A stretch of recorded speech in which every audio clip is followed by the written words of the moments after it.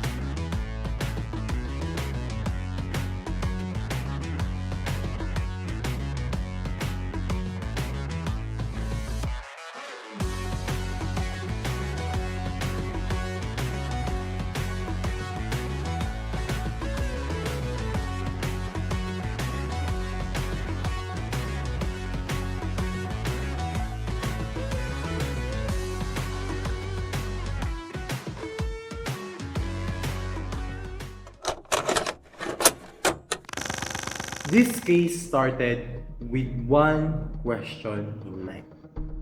Bakit nag-inflate ang balloon sa bote kapag mainit at nagde-deflate kapag malamig? Mukhang simpleng experiment pero we treat every anomaly like a crime scene. Ang misyon natin, alamin bakit nagbabago ang balloon at what temperature has to do with it. No assumptions, no shortcuts, pure investigation. Before the chaos, we check the initial state. System: the air is trapped inside the bottle and balloon. Nothing moves, nothing changes. Surroundings: everything outside the bottle, the room air, walls, the environment. And of course, the thermodynamics concepts. At this point, we know volume is fixed dahil sa bottle at nakalagay na maliit na relaxed balloon. Pressure matches the atmosphere. Temperature is room temperature. Internal energy ay equal sa normal kinetic energy of the molecules. Tahimik ang eksena, but every quiet moment is just a setup for the big ones. Dito na nga nagsimula ang lahat.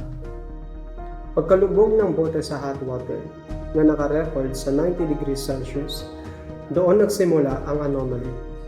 Within seconds, the balloon swelled to a diameter of 3.5 cm. Documented, confirmed, no room for doubt. The balloon rise slowly at first, then steadily. Parang may gustong kumawala sa loob ng bote. The thermodynamic concept, the main idea, is heat transfer. Dahil mas mainit ang surroundings, the system absorbs heat, which make this process endothermic and triggers the first law of thermodynamics. The formula, delta U is equals to Q minus W. The heat increases the internal energy, making the molecules move faster, so pressure builds. Now, the heat Q positive because heat goes into the system from the hot water. And the work W positive din. The expanding air pushes upward, inflating the balloon. At syempre, resulting state. Temperature tumaas lalo mula sa initial. Pressure lumakas, mas mabilis at mas malakas ang bangga ng molecules. Volume, ang balloon expands. So ngayon, makikita natin na ito ay gas law in action. When temperature rises, pressure follows, and that pressure forces expansion. So, let's summarize this process. This is the cause of thermal expansion. The balloon grows not because of magic, but because rises temperature caused the pressure to rise. Pero lahat ng mainit na kwento may plot twist. Paglipat sa cold water, biglang nag-iba ang tono ng case. The balloon deflates. Bumabalik sa dati, parang napagod bigla. Heat rejection. Malamig ang surroundings. Ang system ngayon ay naglalabas ng init, aka exothermic ang process. Ang heat ngayon ay negative. Heat leaves the system papunta sa cold water. The work, negative na rin. The surrounding push the air back down, the balloon collapses and crumples. And of course, the resulting state, the temperature bumaba from previous.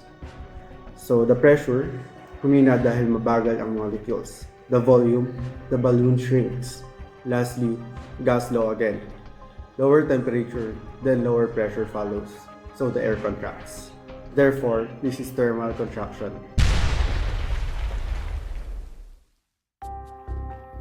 At the end of the investigation, malinaw ang pattern. When things heat up, the balloon expands. When things cool down, the balloon contracts. Temperature calls the shots, pressure responds, volume follows. Simple. Intense. Predictable. And that's what solved the case. The mystery. Wasn't the balloon. It was the temperature. Controlling everything from behind the scenes. Case closed.